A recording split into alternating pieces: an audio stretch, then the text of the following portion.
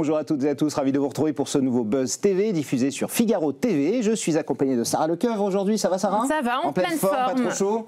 Bah non, on est sous la clim au Figaro. On a de la clim, on a envie d'y rester toute la journée et encore plus avec notre invité du jour qui est un artiste à tout faire, comme vous le savez, comédien, réalisateur, producteur, scénariste, animateur, documentariste, il sait absolument tout faire. Il a été révélé dans les années 90 sur Canal+, avant d'exploser au cinéma avec La Vérité si je mens et bien entendu l'inoubliable Caméra Café d'M6 avec son compère Yvan Le Bolloc. Et depuis ce bourreau de travail que vous avez vu à la télé, au cinéma, au théâtre et même en librairie, il s'invite tous les jours chez vous dans la nouvelle fiction d'M6. Et si vous passez près de Grignan ce week-end, il y a des grandes chances que vous le croisiez du côté du château. Ça va Bruno Solo? Il y a de fortes chances. Merci pour cette introduction. Je vous en prie. Avec on sent déjà qu'il y a une carrière derrière de 30 piges. Ouais. Là, il y a des choses que j'ai effleurées. Je ne fais pas tout avec la même ferveur et avec la même régularité. On est d'accord, mais c'est vrai quand même que vous êtes sur tous les fronts, et notamment ce début d'été avec des diffusions de séries, des tournages, des festivals. Et je vais commencer par le festival La Correspondance de Grignan, qui se tient dans la Drôme. C'est pas loin de Montélimar. C'est la 29e édition de cette édition culturelle qui a été créée en 1996, qui célèbre l'art épistolaire et auquel vous participez. C'est important, Bruno, à l'heure où la correspondance et les lettres sont quand même remplacées par du SMS, des emojis. Oui, il n'y a plus beaucoup de lettres. Oui, on écrit moins, même ne serait-ce même que des cartes postales. On en écrit moins. Alors moi j'écris beaucoup encore aujourd'hui. Vous envoyez des lettres et des cartes postales? J'envoie des lettres, non, mais j'envoie des cartes postales encore. Mais j'écris beaucoup pour moi parce qu'en fait j'écris à la main.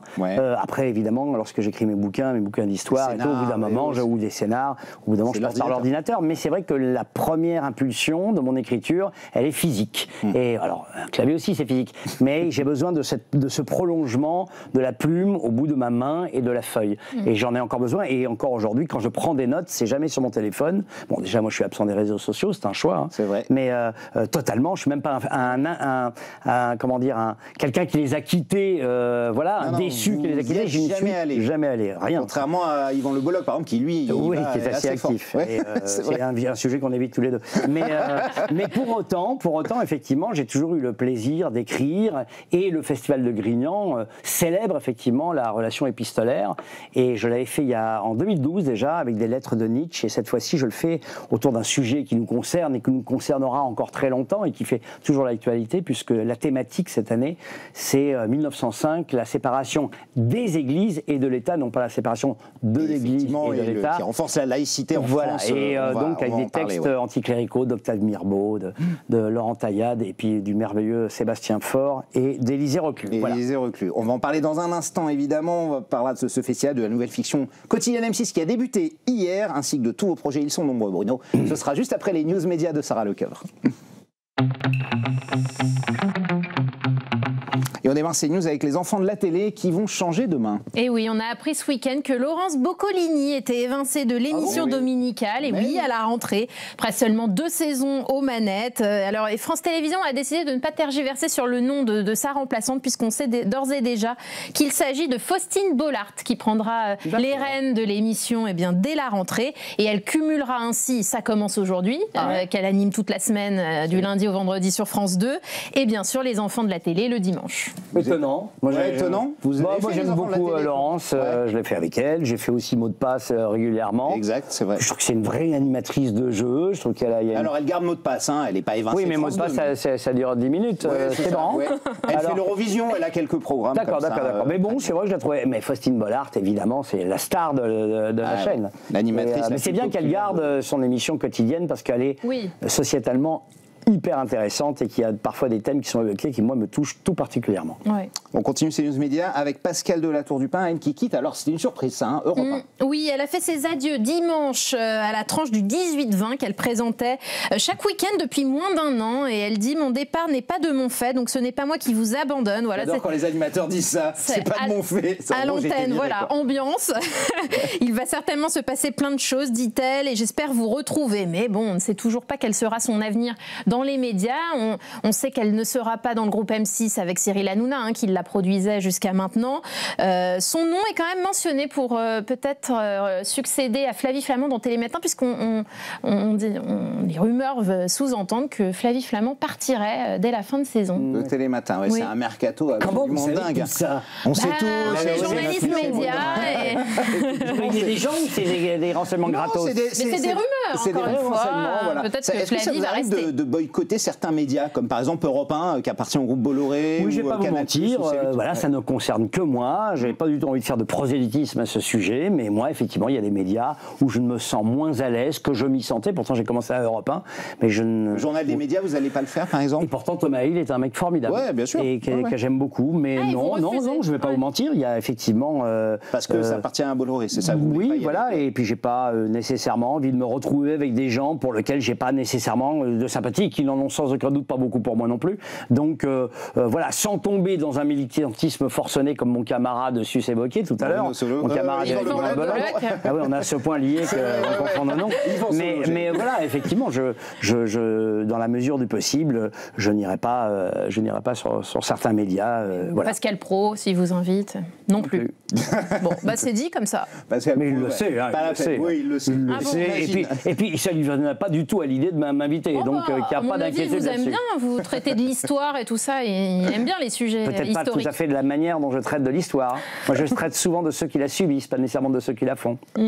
Et on termine ces news médias, Sarah, avec les déclarations de Nagui sur l'écologie. Et oui, c'était ce week-end sur l'antenne de RMC dans la matinale. La présentatrice est revenue sur cette séquence qui avait fait un peu polémique dans N'oubliez pas les paroles. Vous savez, l'animateur avait réagi un peu dur d'ailleurs. Et oui, à une déclaration d'une candidate qui avait dit qu'avec ses gains, elle achèterait un camion, qu'elle aménagerait. Et il lui avait répondu, vous connaissez le principe de sauver la nature et la planète?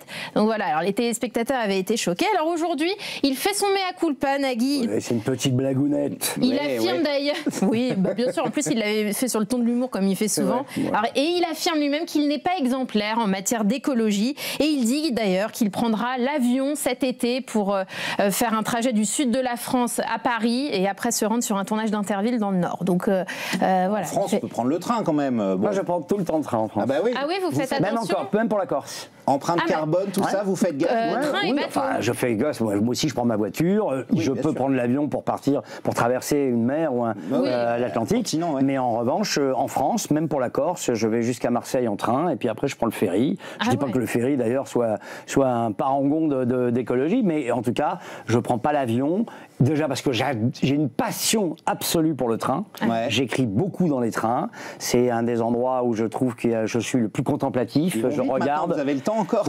Mais enfin, il y a encore que moi, je suis plutôt du Sud-Ouest et il y a quelques trajets pour aller dans le Sud-Ouest qui sont un peu longs. On peut faire long.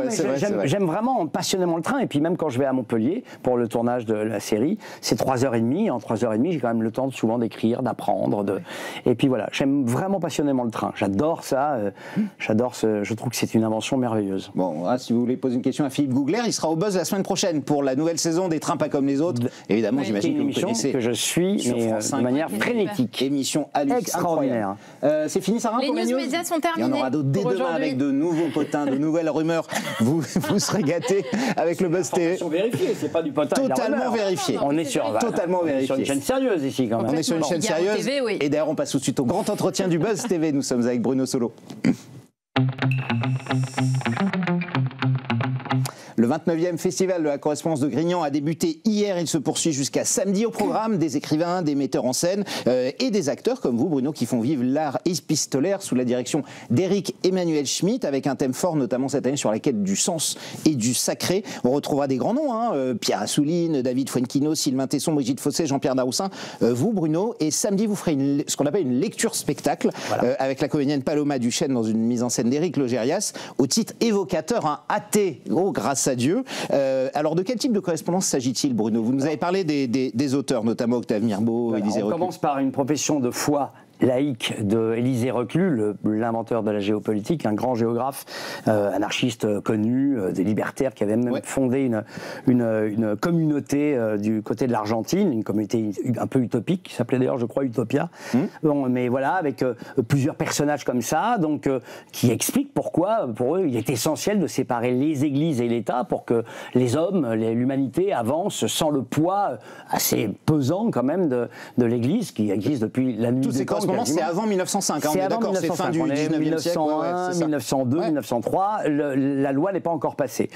Pour autant, il y a un militantisme très très fort de ces libertaires-là, et il y a aussi un débat passionné, passionnant, vif, parfois très féroce, hein, très même cruel, entre les garants d'un État qui serait toujours lié à l'Église, aux églises, en fonction de notre religion, parce qu'il y a plusieurs églises en France à ce moment-là, comme toujours aujourd'hui, et évidemment ceux qui veulent absolument cette séparation.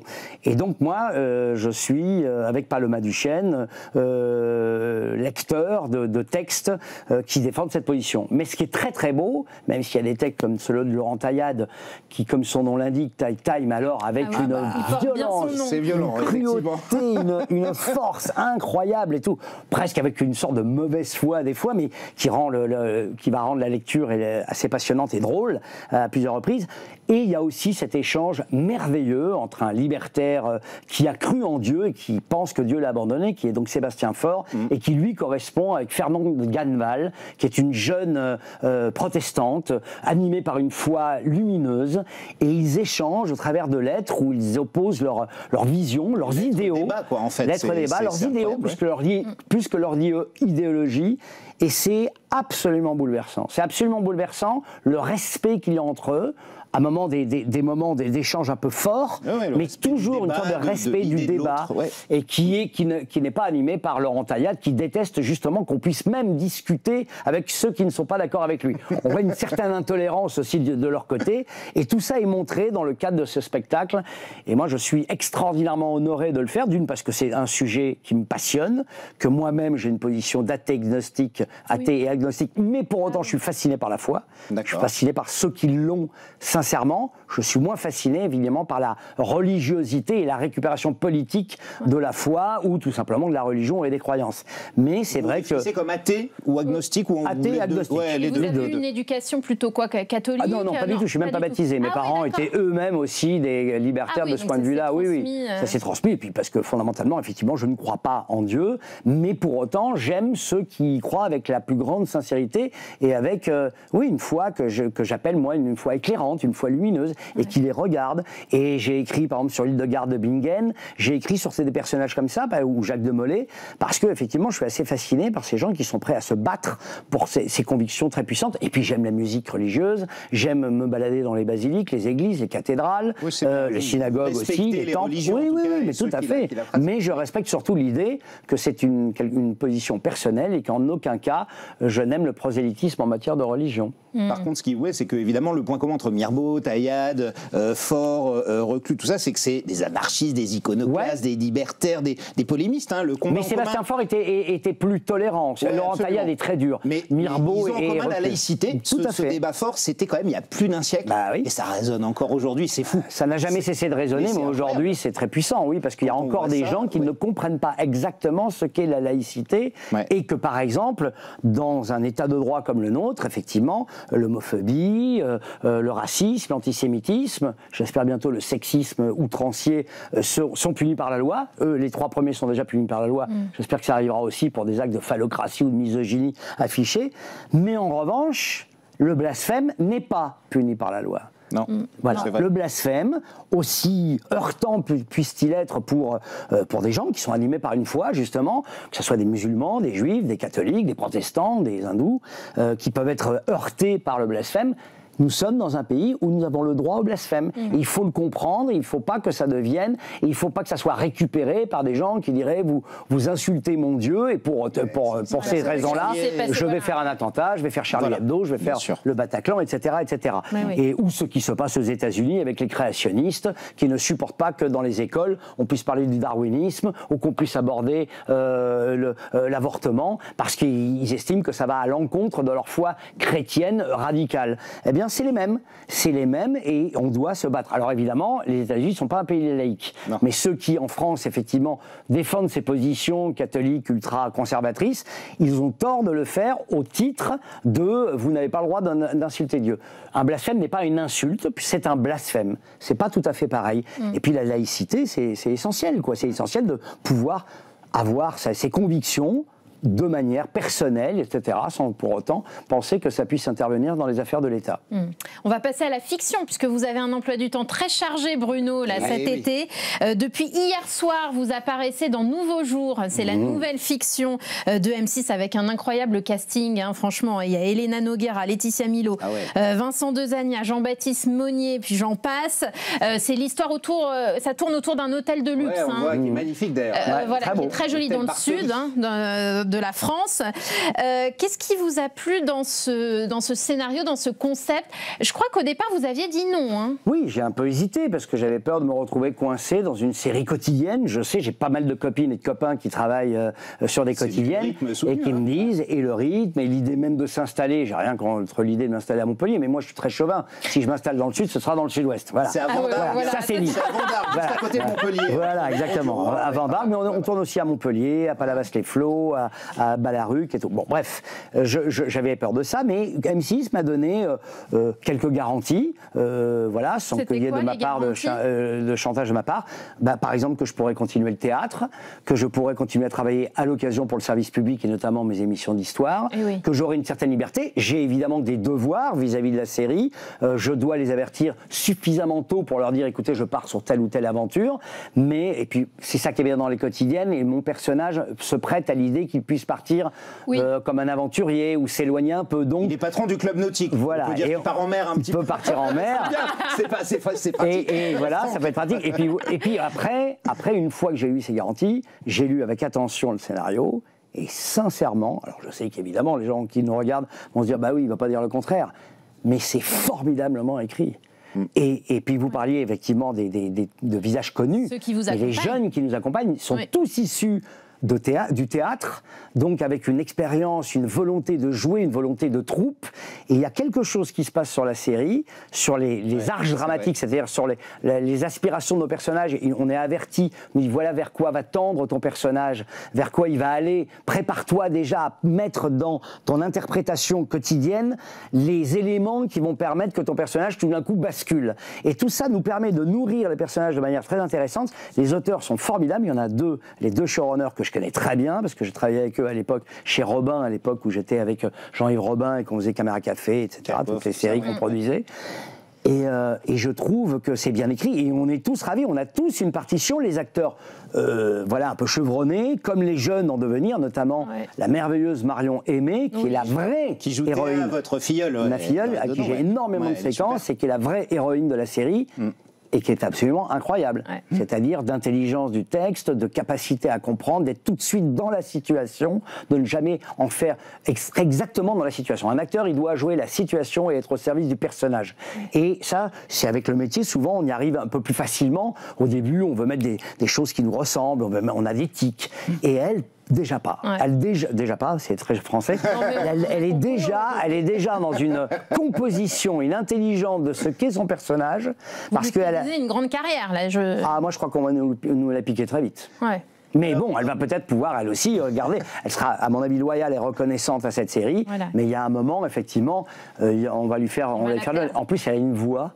Elle a une voix très grave, etc. C'est une jeune fille, hein, elle a 23, 24 ans. Et voilà. Mais il n'y a pas qu'elle, il y a Vinicius Dos Santos, qui est un jeune gamin que j'ai pris sous mon aile dans la série. Mon personnage, hein, je parle de mon personnage qui a pris sous son aile, qui est extraordinaire. Il y en a plein, vraiment.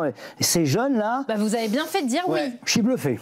Bluffé dans le bon sens du terme. Mais la série est très bien faite. C'est vrai qu'il y en a beaucoup, puisque TF1 vient de lancer son 4e feuilleton quotidien, tout pour la lumière, en plus des autres. Pour mettre des bâtons dans les roues, François va diffuser tous les soirs un 2e épisode d'Un si grand soleil. Le JT de TF1 est rallongé. Alors ça, par contre, tout ça pour vous concurrencer. Ça, bon, allez, on va dire que c'est le jeu de la concurrence et tout ça. Mais la guerre des trônes de France 5, c'est rien à côté. Là. Oui, on est d'accord. Exactement. Mais là, hier soir, effectivement, c'est une guerre. Ça nous a tous fait sourire un peu quand on a vu que le journal de TF1 était rallongé de 10 minutes quasiment.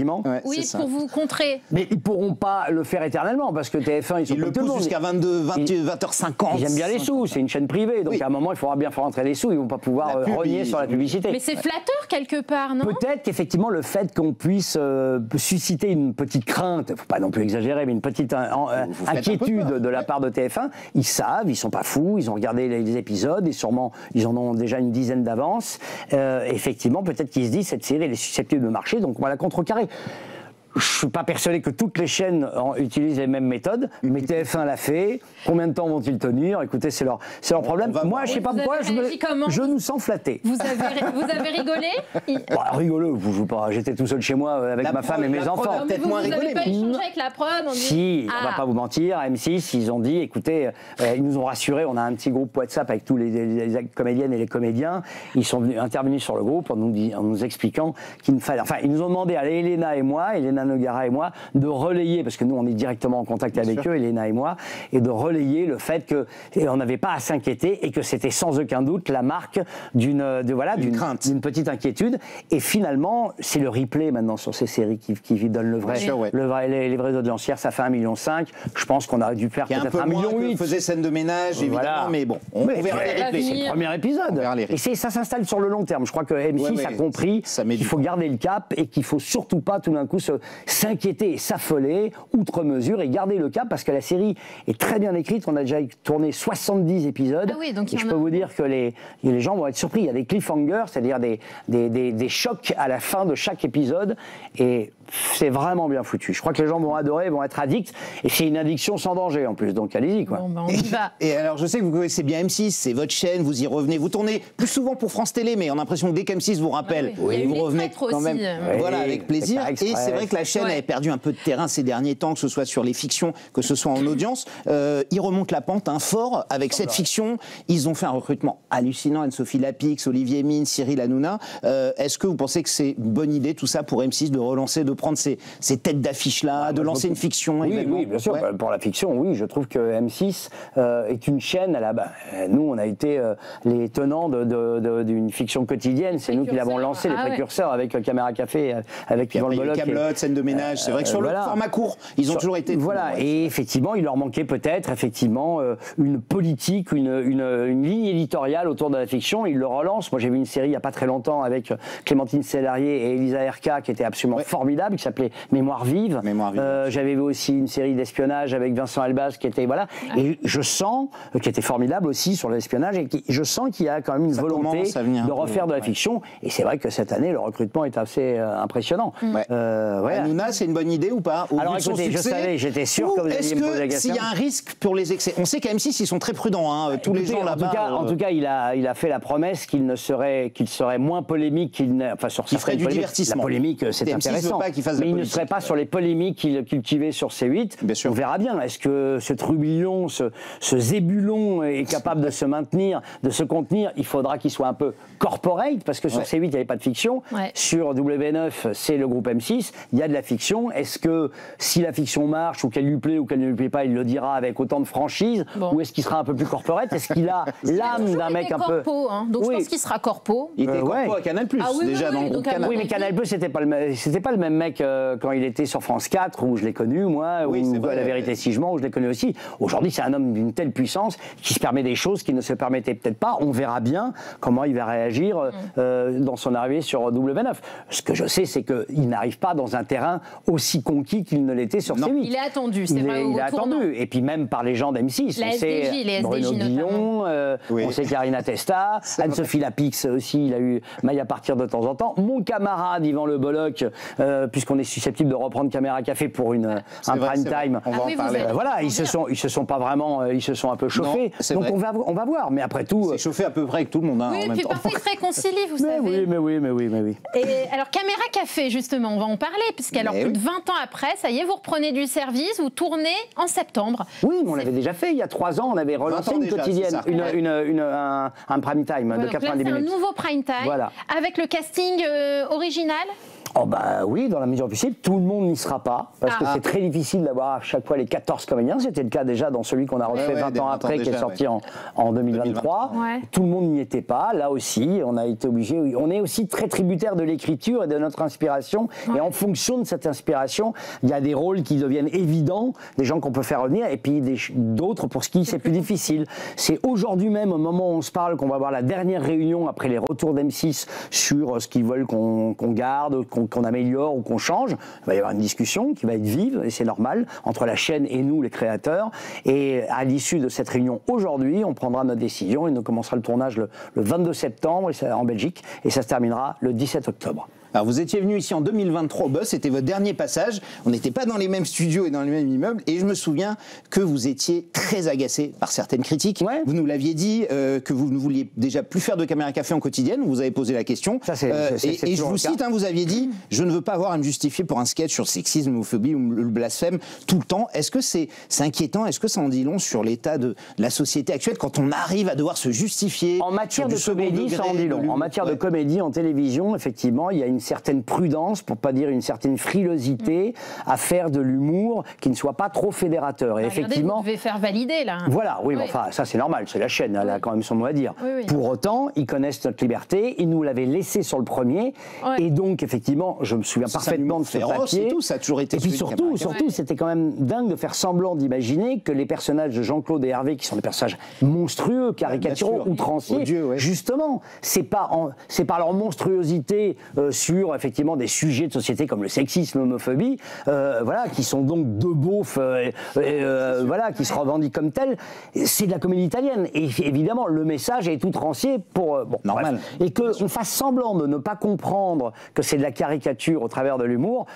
C'est un peu comme ce qui se passe avec Charlie Hebdo. Si on fait semblant de ne pas comprendre ce qu'est fondamentalement Charlie Hebdo ou ce qu'était fondamentalement Caméra Café, bon ben tant pis, ne faites pas semblant de venir nous faire un procès en sorcellerie pour ça. C'est ce que vous dites. Oui, c'était une critique malhonnête. Parce qu'on a eu des critiques de gens qui trouvaient ça moins drôle, moins rythmé, pas très intéressant, mal joué, peu importe. Que c'était de la fiction et du secondaire. Ça, moi, je m'en fous de ça. Moi, c'est notre lot. On n'est pas là pour faire l'unanimité. Ce serait même plutôt inquiétant. Et justement, maintenant, on a tendance, dans la comédie, je parle, en télévision, à vouloir faire une sorte d'unanimité, si bien que l'humour est policé et que, à part quelques éclats de temps en temps de certaines séries ou certains unitaires comiques, souvent, je trouve que on est sur un terrain un peu timide. Et au cinéma, c'est pas le cas. Au théâtre, ça n'est pas le cas parce que les gens font le choix d'y aller. Sur la scène, oui. Voilà, mais comme à la télévision, on rentre dans tous les foyers, les gens ont un peu peur. Et puis, ils ont peur surtout des réactions de quelques-unes et quelques-uns surtout, sur les réseaux sociaux.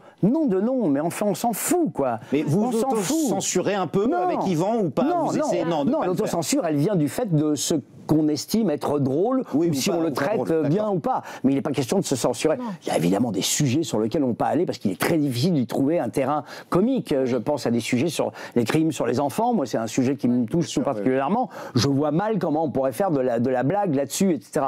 Mais sur les attentats, par exemple, quand on avait rendu hommage à Charlie Hebdo ou aux attentats du Bataclan, au travers d'un sketch assez féroce, je ne comprends pas qu'on puisse nous le reprocher. On ne peut pas passer à côté d'un phénomène de société comme ça dans une série qui parle justement du quotidien et de la société. Bon, voilà, mais tant pis, tout ça est passé. Et puis, on avait fait quand même 3 600 000 personnes. Absolument. Et nous, on a hâte de voir la suite. Merci beaucoup, Bruno Saut, d'être passé nous voir. Je rappelle qu'on vous retrouve tous les jours, 20h35. On se met sur M6 et il y a nouveau jour. Mardi prochain, on n'a pas eu le temps d'en parler, vous serez dans la nouvelle saison d'OPJ, dans le premier épisode. Ce sera sur France 3. Il y a un bon moment. Exactement. Ce sera mardi 8 et samedi au Festival de la correspondance de Grignan pour une lecture spectacle. Venez nombreux, ça va être magnifique. Absolument. Vous souhaite une très belle continuation. Sarah, on sera de retour dès demain, nous, avec l'animatrice productrice Mireille Dumas. D'ici là, prenez soin de vous et encore merci de votre fidélité. Une légende. Eh oui. Légende.